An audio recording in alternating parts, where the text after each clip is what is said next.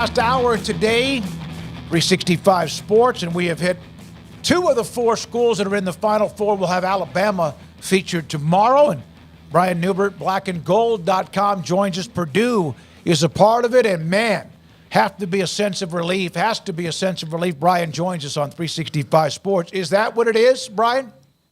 Yeah, gold and black. What did I say? Black and gold. Black, oh, my God. Of course not. I'm sorry, Brian. Yeah. It's. I think it was a sense of relief for a lot of people. I think it was, something Purdue has kind of carried itself all season long, expecting to do. I think what happened to them at the end of last year really sort of toughened them up and really kind of created a resolve in them that this season almost came off like more of a mission than like a season or an opportunity. And I think they've carried themselves in a very business-like manner. So I'm sure there was some relief, but at the same time, I think this is kind of what Purdue expected the whole season long, just because they held themselves to a really high standard and felt like they were good enough to do this, obviously were good enough to do this. I think what people don't realize about last season at Purdue was that wasn't really their opportunity. They were just way too good, way too fast. But they were still playing freshman guards at the end of the year. They were still kind of playing over their heads to a certain extent. They still didn't have the balance that you necessarily need to win in March. Now all those other pieces around Zach Edey, who were really advanced as freshmen, are now much more caught up than they were last year. So as soon as Zach Edey announced he was coming back to Purdue this year, this became Purdue's big opportunity. And I think a lot of people recognize it as such. Purdue carried itself all season long like this was almost sort of its quote-unquote destiny. Brian, you mentioned the word mission there. The where it comes through to me is clearly at the end of games or when they start to put someone away. You can tell that there's like no question as to how the end of the game has to go. It was that way against Tennessee. Is that veteran maturity you're talking about, the guys are a year older, and look, Zach Edey knows that, look, he's got this time to make it work, or Purdue's not in the Final Four, and they just get so locked in. Yeah, they're extremely close. I mean, they played all season long together with the majority of this group. They have a couple of new guys this year that have really completed them, but I think people underestimate the value of guys playing together for an extended period of time, and that's not really the direction college basketball is headed in right now. You have so many teams bringing in new transfers every year, and Purdue is banked on continuity. And I think when things have gotten kind of hairy for them at the end of games, I think that continuity really shows up because all those guys out there kind of trust one another. They all sort of share a brain, and they all fall back on their past experiences together. And there really hasn't been anything that this group hasn't been through together. I mean, they've lost in the worst manner imaginable in the NCAA tournament. They've won Big Ten titles. They've won the Maui Invitational. They won the PK 85 last year. They've beaten blue blood after blue blood after blue blood. They've played road games in the Big Ten, which is no joke. They've won most of them, and they've just been through everything together. And I think that comfort with one another, that trust in one another really sort of shows up at the end of these games. A couple weeks ago, Purdue played at Illinois late in the regular season on Illinois Senior Day. A very, shall I say, toxic environment. And that was a tie game against a team that was playing, damn near as well as any team in the country. A really, really hostile environment. And Purdue really kind of got itself together at the end, pulled away, and won that game. And it's just the sort of thing you don't see teams that don't really come together at the right time do. They're just really mature. They're really tough. And I think everything they went through last season, particularly that FDU loss, really sort of toughened them up. I don't think there's anything that really kind of gets to them. They're extremely poised. They're extremely businesslike. They don't get rattled. They fell behind 11 points in the first half yesterday against Tennessee and responded with a 15-0 run. A lot of teams would have gotten shook there and things would have gone sideways on them. That's not what this team has done all year long. They've just been really, really comfortable in those situations and not panicked one bit. Brian, we see Zach Edey. People see him. He's 7'4", so of course they expect everything from him. And then yesterday, 40 points in the win, and man, he's taken this program on his back, and that's not always easy to do. What kind of person is he? Is he? Because if people look at a guy that tall, they think he's probably quiet and shy. Who is Zach Edey?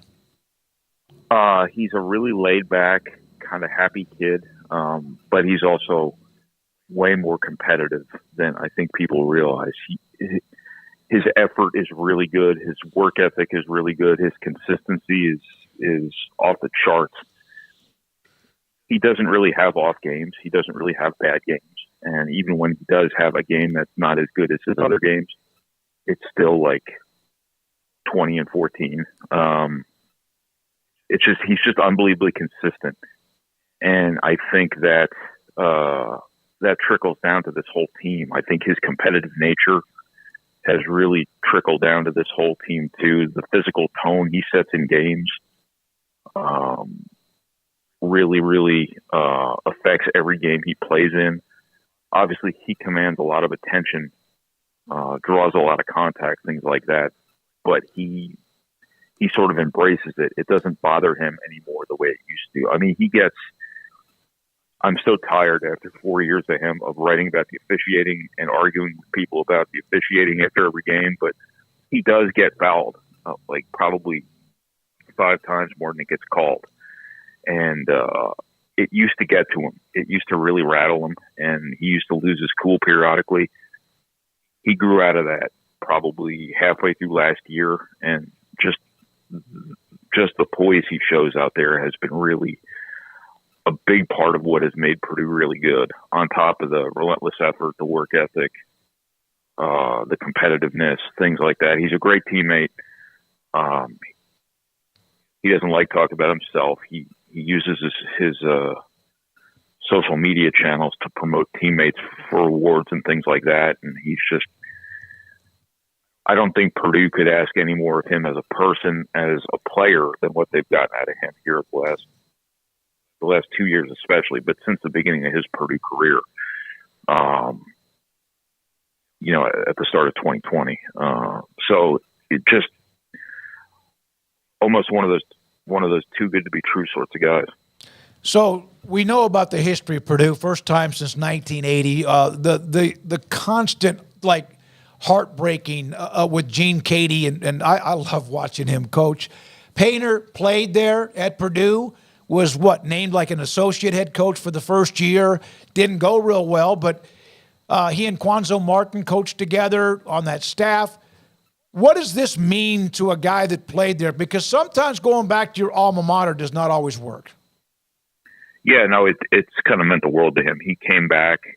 He was the head coach at Southern Illinois for 1 year. He replaced Bruce Weber at Southern Illinois, who was the longtime Gene Cady assistant.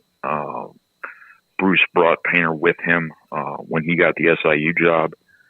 And then after 1 year as head coach, Purdue decided it was going to go in a different direction with Gene Cady. He wasn't fired, but they weren't going to give him, a contract into perpetuity. He was going to retire. So they brought in Painter as an associate head coach for a year with the plan of him taking over after 1 year. Not a lot of guys would have signed up for that. Not a lot of schools would have done that sort of thing. It worked out beautifully for Purdue. I can't not say there wasn't a little bit of luck involved, that they happened to get the perfect guy at the perfect time who was willing to do something like this. But it has worked out beautifully. Painter is really deferential to Cady. He loves the guy. Kind of talks about him like he's a second father, and really deflects a lot of credit to the people who sort of came before him at Purdue, notably Gene Cady, notably a lot of his former teammates, a lot of the players who signed up to play for him at Purdue when Purdue was bad. which they were in the early days because they just didn't have a lot of players. And a lot of their best players were hurt when Painter took over. It was really kind of a total rebuild sort of situation. So they've come a long way since then, and he's built this thing back up into something that's even kind of exceeded what it was back in its glory days there in the 80s and 90s.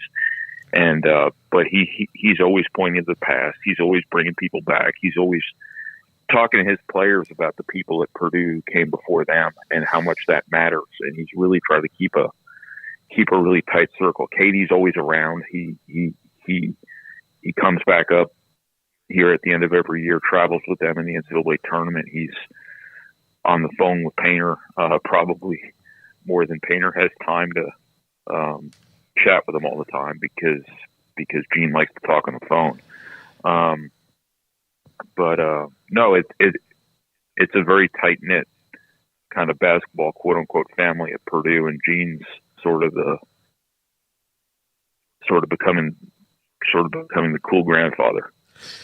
I've noticed that he has eschewed the comb over, which I find heartbreaking, but still, it's probably a better look for him overall. Brian, talking about Katie? Yeah. David Letterman used to make fun of him all the time for the comb over. It was pretty legendary. What would it mean to the Purdue fan base, like, to get this done, especially considering they're probably going to have to go through a team like UConn to do it? It would mean a lot. I think Purdue getting the Final Four is a really big deal. I don't think there's been a school and a school's following that's been more Final Four hungry in college basketball than Purdue, because it had been so long and Purdue had gotten so close so many times. They've had some horrific luck over the years with the way they lost to Virginia, with the way Isaac Haas broke his elbow in 2017 in the NCAA tournament when Purdue had a legitimate shot to be a Final Four team. The two Robbie Hummel knee injuries, those were two Final Four caliber teams that never got a chance to actually compete at that level because one of their most important players, if not the most important player, got hurt at the wrong time. Not that there's ever a right time, but Purdue's just had some really, really heartbreaking things outside its control. And I think it just meant the world to them to get to the Final Four. But I think, too, that this is a team capable of doing more. The thing about this Purdue team this year is every game they've lost, there were only 4 of them, but they were all directly tied to turnovers.